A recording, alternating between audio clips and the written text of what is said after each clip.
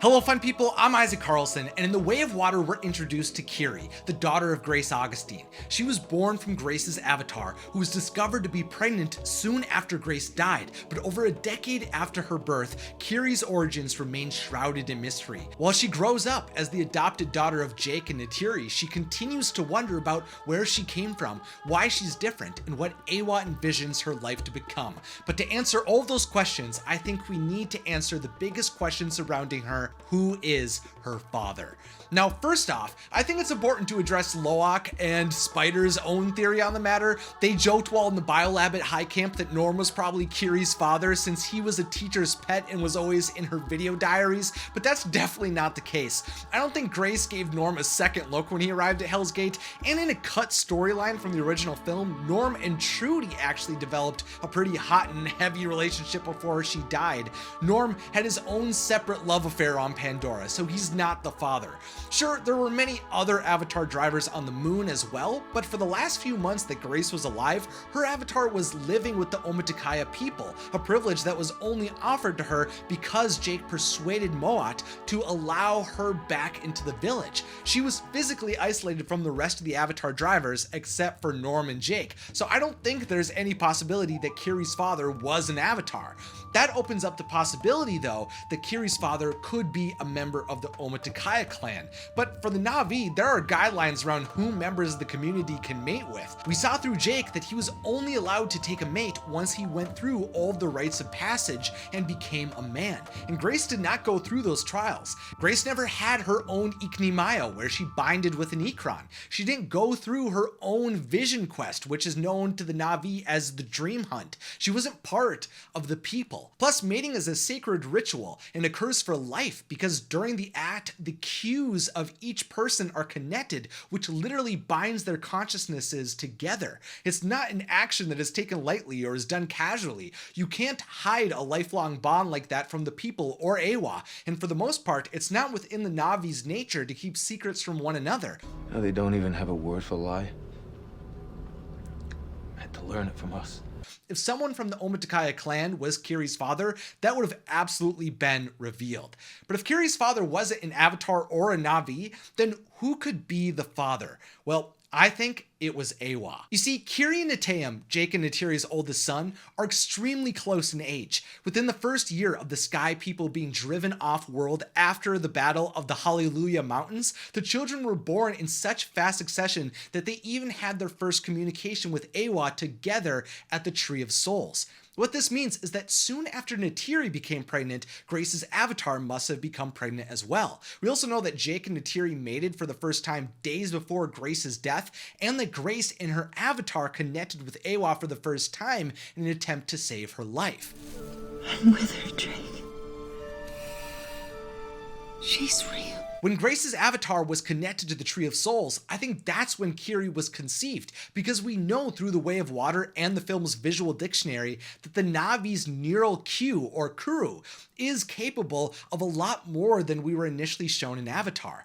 By the way, if you like to read through all of the Avatar guidebooks, novels, and comics that I referenced throughout this video, I've left all of them linked in the description for you below. At first, the Q seemed to only be a way to connect one consciousness to another, which provided the Na'vi with an ability to communicate with the animals of Pandora. The Q also gave the Na'vi an opportunity to see the memories of their ancestors and to speak to Eywa herself at sacred sites. But in The Way of Water, we learn that the Q can do so much more.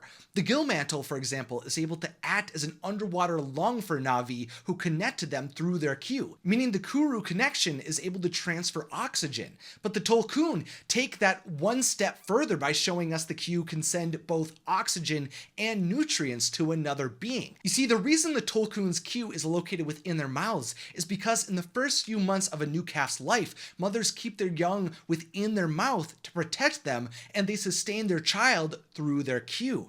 There's a precedent set in the world of Pandora that the Q can transfer more than neurological signals, and I think that indicates that Eywa could also provide one of her children with genetic material, the necessary hormones, and the energy to create a new life. I believe that within Grace's avatar body, Eywa brought Kiri into existence through the Q.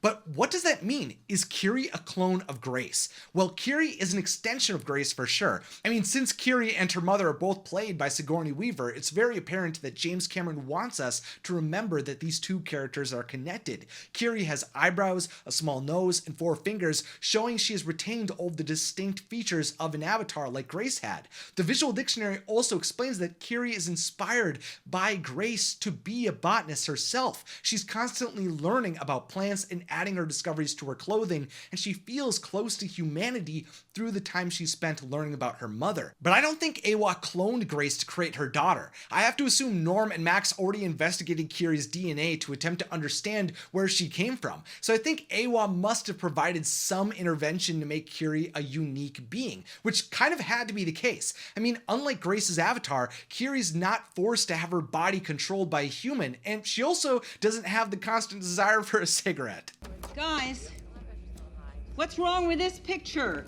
But what was the point of creating Kiri? Well, I think Kiri was created to be an integral part in saving Pandora. While she's growing up a member of the Sully family, I think she'll provide a different perspective on how to handle the war with the Sky People. I mean, one reason Kiri often feels like an outsider is because she's not a warrior. Jake and Neytiri are capable leaders who have guided thousands of people to battle, but Kiri is a gentle person, and I think that's what the world will eventually need. She'll be the voice of Eywa because she's the child of an immaculate conception who is imbued with the power of a deity. As we've already been able to see, Kiri has an uncommonly deep connection to Eywa, and apparently her bond with Eywa is even stronger than her grandmother, the Sahik of the Omaticaya clan.